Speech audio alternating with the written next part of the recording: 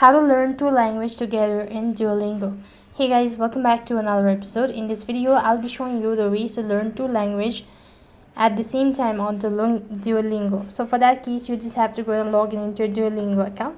When you're logged in, that's going to take you to the home page, which is going to look something like this.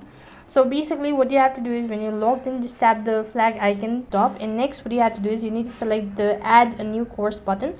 And when you actually do that, you will then see the courses or the variety of courses available in your base language.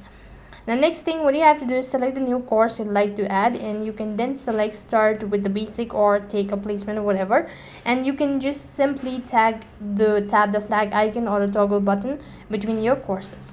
So that is how you could go ahead and add or learn two languages together in Duolingo. That is all for this video.